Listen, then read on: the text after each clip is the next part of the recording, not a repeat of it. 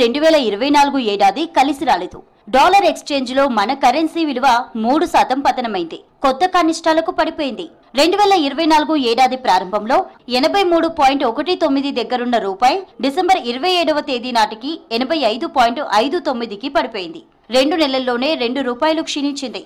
కానీ ఇతర అభివృద్ధి చెందుతున్న దేశాల కరెన్సీతో పోలిస్తే మన కరెన్సీలో పెద్దగా హెచ్చుతగ్గులు తీవ్రంగా లేవు.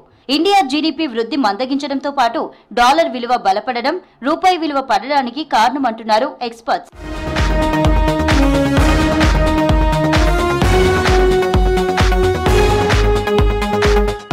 2024లో రష్యా ఉక్రెయిన్ యుద్ధంతో పాటు ఇజ్రాయెల్ హమాస్ యుద్ధం, మిడిల్ ఈస్ట్ లో నెలకొన్న వివిధ సమస్యలు, ఎర్ర సముద్రంలో గూడ్స్ రాకపోకలకు అంతరాయం ఏర్పడడం వంటివి గ్లోబల్ ఆర్థిక వ్యవస్థతో పాటు ఇండియా పైన తీవ్ర ప్రభావం చూపాయి. దీంతో వివిధ దేశాల సెంట్రల్ బ్యాంకులు తీసుకున్న నిర్ణయాలు కేవలం రూపాయిని మాత్రమే కాదు, వివిధ ఎమర్జింగ్ కరెన్సీల పైన బాగా ఎఫెక్ట్ చూపాయి. రూపాయి విలువ డాలర్ ఎక్స్చేంజ్ లో తగ్గినా యూరో, జపనీస్ యెన్ ఎక్స్చేంజ్ లో మాత్రం పెరిగింది.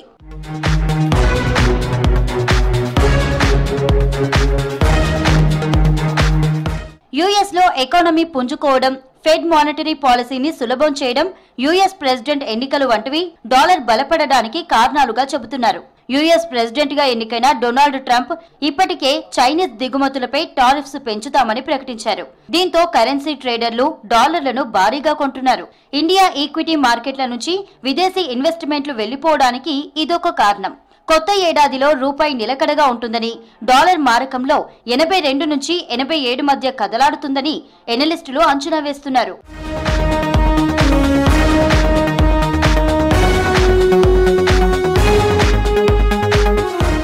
పెరిగిన క్రూడ్ ఆయిల్ ధరలు భారత మార్కెట్ల నుంచి చాలా స్పీడ్ గా వెనక్కి వెళ్లిపోతున్న ఫారిన్ ఇన్వెస్ట్మెంట్స్ మెయిన్ గా రూపాయి పతనానికి కారణంగా కనిపిస్తున్నాయి. క్షీణిస్తున్న రూపాయి విలువ కారణంగా ప్రస్తుతం దేశానికి కొత్త సవాళ్లు ఎదురవుతున్నాయి.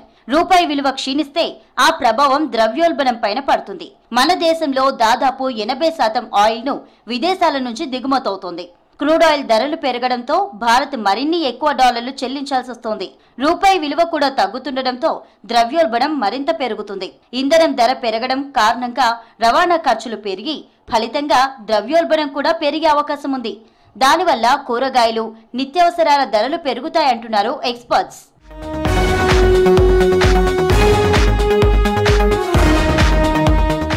డాలర్ తో పోలిస్తే రూపాయి విలువ తగ్గిపోవడంతో ఆ ప్రభావం నేరుగా దిగుమతులపైన ఆధారపడే ఎలక్ట్రానిక్స్, ఇంజనీరింగ్, రసాయనాల రంగాలపై పడుతోంది. కేంద్ర ప్రభుత్వం ఎక్కువ బడ్జెట్తో అనేక వెల్ఫేర్ స్కీమ్స్ రన్ చేస్తోంది. రూపాయి విలువ తగ్గుతుండటంతో ద్రవ్యలోటు పెరుగుతోంది. దాంతో ప్రభుత్వం స్కీమ్స్ రన్ చేసేందుకు ఎక్కువ డబ్బులు ఖర్చు చేయాల్సి వస్తోంది. ఒకవేళ రూపాయి విలువ ఇలానే పడిపోతే ద్రవ్యోల్బణంతో పాటు ధరలు పెరిగే అవకాశం ఉంటుంది. ఇప్పటికే వంట నూనెలు, petroleum products, fertilisers, electronic raw materials, iron, steel, heavy machinery, plastic ఇలా నిత్యం మనం యూజ్ చేసే అన్ని వస్తువుల విషయంలోనూ మనం దిగుమతులపైనే ఆధారపడ్డాం. కోవిడ్ తర్వాత పరిస్థితుల ప్రభావం ఇప్పుడు ప్రపంచ వ్యాప్తంగా అన్ని మార్కెట్ల పైన ఉంది. దానికి రష్యా, ఉక్రెయిన్ దేశాల మధ్య యుద్ధం కూడా తోడైంది. ఫలితంగా దేశీయ కరెన్సీ రూపాయి తీవ్ర ఒడిదుడుకులకు లోనవుతోంది.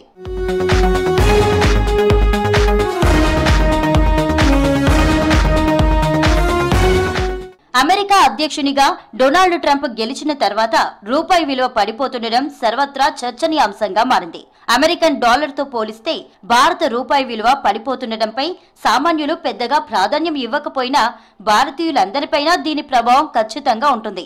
ద్రవ్యోల్బణం కీలక పాత్ర పోషిస్తున్న రూపాయి పతనం మనందరి జీవితాలపై పెద్ద ప్రభావమే చూపిస్తోంది. నిత్యావసర వస్తువుల రేట్లు పెరిగిపోతూనే ఉన్నాయి. పెట్రోల్, డీజిల్ రేట్లు, మెడిసిన్స్, బంగారం, ప్లాస్టిక్ వస్తువులు, కెమికల్స్, ఎలక్ట్రానిక్ వస్తువులు ఇలా ఒక్కటేమిటి, అన్నింటికీ రూపాయి బలహీనతతో ప్రత్యక్ష సంబంధమే ఉంటుంది.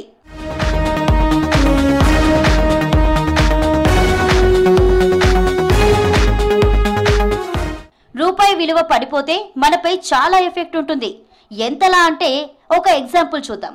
క్రూడ్ ఆయిల్ దిగుమతి కోసం మనం డాలర్లలో చెల్లించాలి కాబట్టి రూపాయి ఎంతగా పడిపోతే మనం అంత ఎక్కువ డబ్బు పెట్టి కొనాలి. దీంతో కంపెనీలకు నష్టాలు పెరిగి రేట్లు పెంచాలని ప్రభుత్వంపై ఒత్తిడి తెస్తాయి. దీంతో నష్టాలను భరించలేక కేంద్ర ప్రభుత్వం కూడా సరేనంటే పెట్రోల్, డీజిల్, గ్యాస్ రేట్లు కొండెక్కి కూర్చుంటాయి. దీంతో ఫస్ట్ ఎఫెక్ట్ అయ్యేది కూరగాయలు, నిత్యావసర వస్తువుల ధరలే. అందుకే మొదటి దెబ్బ సామాన్యులపైనే పడుతుంది. ఇది పరోక్షంగా వడ్డీ రేట్లు పెంచేందుకు కారణమవుతోంది.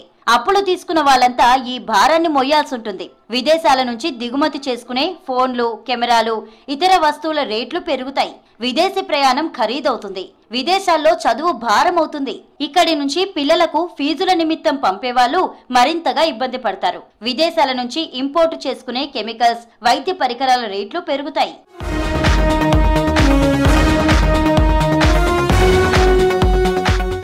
రూపాయి విలువ పడిపోకుండా మన ప్రభుత్వం ఆర్బీఐ ఏం చేయలేవా అనే డౌట్ చాలా మందికి వస్తుంటుంది. గ్లోబలైజ్డ్ ఎకనామీల్లో డిమాండ్ సప్లైకే మొదటి ప్రాధాన్యం. ఆయా దేశాల అత్యున్నత బ్యాంకుల పాత్ర కొంత పరిమితంగా ఉంటుంది. ఆర్థికంగా గతంతో పోలిస్తే భారత్ ఇప్పుడు కొంత బలంగా ఉన్నా అది రూపాయి నిలబడడానికి ఊతమివ్వలేకపోతోంది.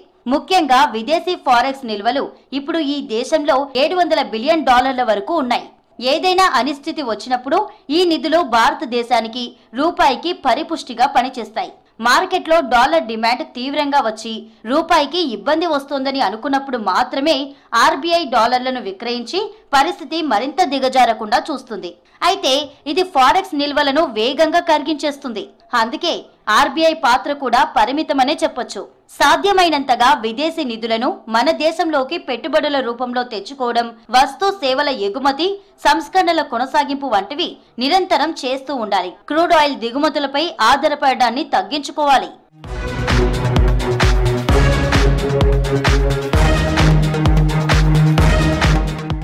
అమెరికా డాలర్తో పోలిస్తే రూపాయి ఎక్స్చేంజ్ విలువ క్రమంగా పతనమవుతుండటంతో ఇప్పటికే అమెరికాలో చదువుతున్న వారితో పాటు కొత్తగా ఎంఎస్ చదివేందుకు అక్కడికి వెళ్లాలని భావిస్తున్న విద్యార్థులు, వారి తల్లిదండ్రులపై అదనపు భారం పడుతోంది.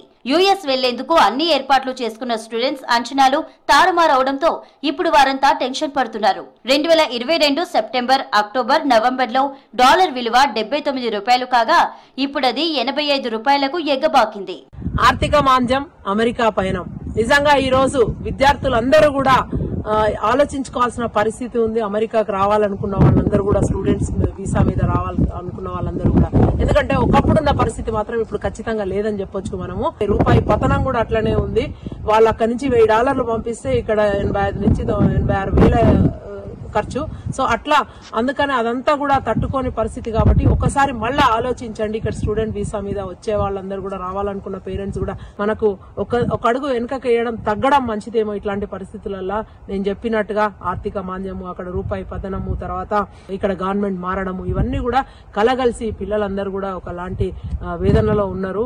ప్రస్తుతం రూపాయి విలువ తగ్గిపోవడంతో విదేశీ యూనివర్సిటీలకు చెల్లించాల్సిన ఫీజుల మొత్తం కూడా గణనీయంగా పెరిగిపోతోంది. ఒక్క ట్యూషన్ ఫీజే దాదాపు 10% వరకు పెరిగే అవకాశం ఉందని తెలుస్తోంది. పెరిగిన ఎక్స్చేంజ్ విలువకు తగ్గట్టుగా బ్యాంకులు అదనంగా లోన్లు ఇచ్చేందుకు పెద్దగా ఇంట్రెస్ట్ చూపించడం లేదు. ఇప్పటికే అప్పులు చేసిన విద్యార్థులు అమెరికాలో పెరిగిన భారానికి కావలసినంత అమౌంట్ ను ఎలా అడ్జస్ట్మెంట్ చేసుకోవాలో తెలియక తెగ టెన్షన్ పడుతున్నారు. పెరిగిన ఎక్స్చేంజ్ విలువకు తగ్గట్టుగా బ్యాంకులు ఎక్స్ట్రా లోన్స్ ఇచ్చేందుకు అస్సలు ముందుకు రావడం లేదు. రూపాయితో పోల్చుకుంటే డాలర్ విలువ గత 2 ఏళ్లలోనే 8% పెరగడం విద్యార్థులపై పెనుభారం మోపుతోంది. మరోవైపు ఫారిన్ కంట్రీస్ లో పార్ట్ టైం ఉద్యోగులకు అవకాశాలు పెద్దగా లేకపోవడంతో విద్యార్థులు భారత్లోని తల్లిదండ్రుల వైపు చూడాల్సిన పరిస్థితి ఏర్పడింది. అమెరికాతో పాటు కెనడా, ఆస్ట్రేలియా, బ్రిటన్ వంటి దేశాల్లోనూ పరిస్థితి ఈ విధంగానే ఉందనే వార్తలొస్తున్నాయి. దీనికి చాలా కారణాలే ఉన్నాయి. ఫీజు కట్టాలంటే తల్లిదండ్రులు వాళ్ళ పిల్లలకి అమెరికాలో చదువుకోవడానికి పోవడానికి ఫీజులు కట్టాలంటే తడిచి మోపడవుతుంది. ఎందుకంటే కన్వర్షన్ ఒకప్పుడు 45-50 ఉన్నది, ఈరోజు 85కి వచ్చింది. $85 వాళ్ళ డాలర్ కన్వర్షన్ చేయాలంటే చాలా ఇబ్బందులు పడుతున్నారు. లక్షల ఫీజులు కట్టాల్సి వస్తుంది, అప్పులు చేయాల్సి వస్తుంది. బ్యాంకుల నుంచి లోన్ తీసుకున్నప్పుడు కూడా స్టూడెంట్ లోన్ సరిపోవడం లేదు. రెండవది ఏదంటే మనకు ఈ మధ్యకాలంలో లాస్ట్ 2 ఏళ్లలో 4,50,000 మంది తెలుగు స్టూడెంట్స్, ఎస్పెషల్లీ తెలంగాణ, ఆంధ్ర నుంచి తెలుగు స్టూడెంట్స్ వెళ్ళారు. సో ఈ సంవత్సరమే కొంచెం కట్ డౌన్ చేసి 60,000కి తగ్గించింది అమెరికా. సో ఈ 4 లక్షలు 5 లక్షలు పోయి ఏదైతే ఉన్నారో వాళ్ళు ఫీజులు కట్టుకోలేక, తర్వాత వాళ్ళ అకామిడేషన్కి పే చేసుకోలేక, మనకి పార్ట్ టైం జాబులు దొరకక, ఎందుకంటే సంఖ్య పెరిగింది.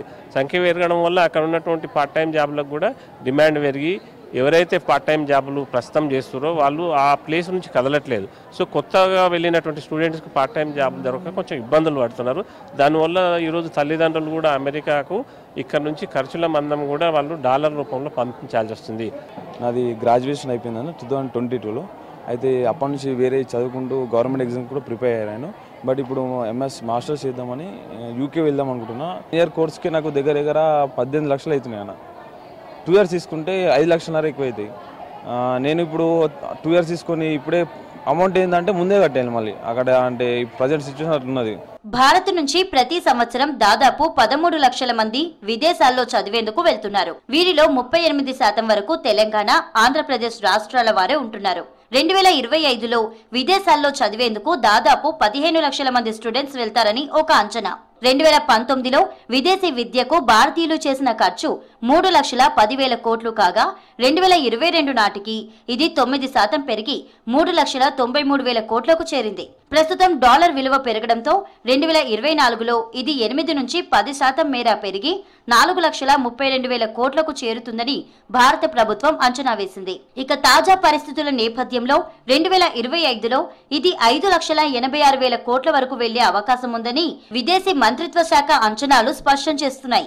డాలర్ రేట్ పెరగడం వల్ల మన రూపాయి పతనమైంది.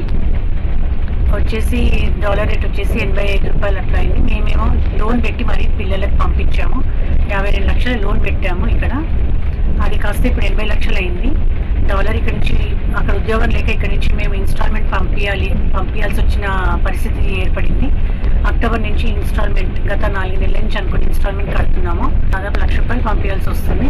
అక్కడ పిల్లలు ఉద్యోగం లేక పిల్లల మెయింటెనెన్స్ కూడా మేమే పంపించాల్సి వస్తుంది. ఇది చాలా కష్టంగా ఉంది. తను యుఎస్ఏలో టెక్సాస్లో ఉంటుంది. అక్కడ అసలు పిల్లలకి జాబ్స్ దొరకక చాలా ఇబ్బంది పడుతున్నారండి మన పిల్లలైతే, స్పెషల్ ఇండియన్స్. మా పాప కూడా ఇప్పుడు ఎంఎస్ అయిపోయి ఆల్మోస్ట్ 1.5 years అవుతుంది. జాబ్ దొరకక చాలా కష్టపడుతుంది. కష్టపడుతున్నాము, ఇక్కడ తల్లిదండ్రులు కష్టపడుతున్నాము. పిల్లల్ని ఏదో బాగుపడతారు కదా, మంచి లైఫ్ ఉంటే వాళ్ళకి అని చెప్పి ఏదో ఎంఎస్ కానీ యూఎస్ఏకి పంపిస్తున్నాం. స్ప్రింగ్ సీజన్ లో అంటే మార్చి నుంచి జూన్ సీజన్ లో చదువుకు ప్రిపరేషన్స్ మొదలు పెట్టినప్పుడు యూనివర్సిటీల ఫీజు సుమారు 24 లక్షలుగా విద్యార్థులు అంచనా వేసుకున్నారు. అయితే ప్రస్తుతం రూపాయి నేల చూపులు చూడడంతో ఇప్పుడు కనీసం 2,40,000 రూపాయలు ఎక్స్ట్రాగా పే చేయాల్సిన సిచ్యువేషన్ కనిపిస్తోంది. ఇక వసతి ఖర్చులు దీనికి అదనం. ఒక్క మాటలో చెప్పాలంటే అగ్రరాజ్యం అమెరికాలో 43 లక్షలతో ఎంఎస్ స్టడీ కంప్లీట్ అవుతుందని అంచనా వేసుకుంటే ఇప్పుడు అది 52 లక్షల వరకు వెళ్తుందని చెప్తున్నారు ఎక్స్పర్ట్స్. ఎలక్షన్ అంతా యాంటీ ఇమిగ్రేషన్ పాలసీస్ మీదనే మొత్తం ఎలక్షన్స్ గెలిచి వచ్చాడు. అయితే ఇప్పుడు ఒక 18,000 మంది మన ఇండియన్స్ ఐడెంటిఫై చేసి వీళ్ళని డిపోర్ట్ చేయాలని మన ఎక్స్టర్నల్ అఫైర్స్ మినిస్ట్రీ కూడా వాళ్ళు ఒక లిస్ట్ ఇచ్చినట్టు మనకు తెలుస్తున్నది. అలా కాకుండా ఇంకా ఎంతో మందిని ఐడెంటిఫై చేస్తున్నారు, వీళ్ళందరూ తీసుకెళ్లాలంటున్నారు. సో అటువంటిప్పుడు ఇంకా కొద్దిగా కష్టమైన అంటే క్లిష్ట పరిస్థితులు ఏర్పడే అవకాశాలు అవుతున్నాయి. అదే కాకుండా ఇప్పుడు యాంటీ ఇమిగ్రేషన్ అనేది ఎంతైతే సీరియస్ గా ట్రంప్ ఎలక్షన్స్ లో చేశాడో, ప్రాక్టికల్ గా ఇప్పుడు 20వ తారీఖు తర్వాత అధికారం చేపట్టగానే ఎగ్జిక్యూటివ్ ఆర్డర్స్ ఇష్యూ చేసి కొంత యాక్షన్ అయితే తీసుకుంటాడు. ఫారిన్ లో చదువుకునేందుకు వెళ్లిన విద్యార్థులకు అంత ఈజీగా అక్కడ పార్ట్ టైం జాబ్స్ కూడా దొరకడం లేదు. విదేశాల్లో చాలా ప్రాబ్లమ్స్ ఫేస్ చేసుకుంటున్నారు మనోళ్ళు. ఒకప్పుడు చాలా ఈజీగా పార్ట్ టైం జాబ్స్ దొరికేవి. ఇప్పుడు పరిస్థితులు చాలా వరకు మారాయి. 2019కి ముందుతో పోలిస్తే 2023లో ఈ అవకాశాలు 40% తగ్గాయని విదేశీ మంత్రిత్వ శాఖ స్టడీలో గుర్తించారు. కరోనా తర్వాత ఏ దేశం నుంచి వచ్చిన విద్యార్థి అయినా సరే పార్ట్ టైం జాబ్ కోసం చాలా కాంపిటీషన్ ఎదుర్కోవాల్సి వస్తోంది. దీంతో అవకాశాలకు భారీగా గండిపడింది. కెనడాలో సుమారు 2,22,000 మంది మన భారతీయ విద్యార్థులున్నారు.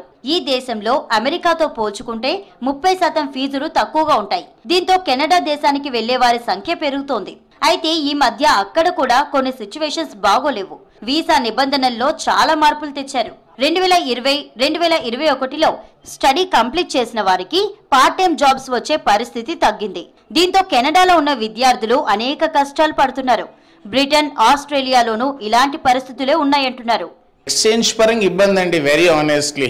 లాస్ట్ ఇయర్ మనం లెట్స్ 80 రూపీస్కి ఒకవేళ మనకు $1 దొరికినట్లయితే ఇయర్ అదే ఎక్స్చేంజ్ ఒకవేళ డాలర్ వాల్యూ ఇంక్రీజ్ అయింది, రూపీ వాల్యూ ఒకవేళ డెప్రిషియేట్ అయినట్లయితే ఇన్స్టెడ్ ఆఫ్ 80 రూపీస్ ప్రాబ్లీ ఒక డాలర్కి 85-90 రూపీస్ ఇవ్వాల్సి వస్తే పేరెంట్స్ కొంచెం ఎక్స్ట్రా బర్డెన్ అనిపిస్తుంది, బట్ నెక్స్ట్ లిటిల్ ఎక్స్పెన్సివ్ అనిపిస్తుంది education. That's predominantly the difference. అంటే highest number of hours part time పరంగా ఆఫర్ చేస్తున్న కంట్రీస్ ఏంటి అంటే ఆస్ట్రేలియా 24 hours పార్ట్ టైం చేసుకోవచ్చు students per week, fort nightly 48 hours అంటారు. అండ్ దెన్ కెనడా కూడా మొన్న నవంబర్ నుంచి per week 24 hours part time work rights international students కి అనౌన్స్ చేసింది. మోస్ట్ అదర్ కంట్రీస్ ఏంటంటే 20 hours per week part time job చేసుకోవచ్చు student. రూపాయి విలువ పడిపోకుండా ఉండేందుకు రిజర్వ్ బ్యాంక్ అన్ని రకాల చర్యలు తీసుకుంటున్నప్పటికీ రాబోయే రోజుల్లో రూపాయి మారకం విలువ మరింతగా ఒత్తిడి ఎదుర్కోక తప్పదనే హెచ్చరికలు ఎక్స్పర్ట్స్ నుంచి వినిపిస్తున్నాయి. ఇక మొత్తంగా రూపాయి విలువ పడిపోతుండడం, డాలర్ విలువ పెరుగుతుండడం అన్ని అంశాలపై ఎఫెక్ట్ చూపిస్తోంది.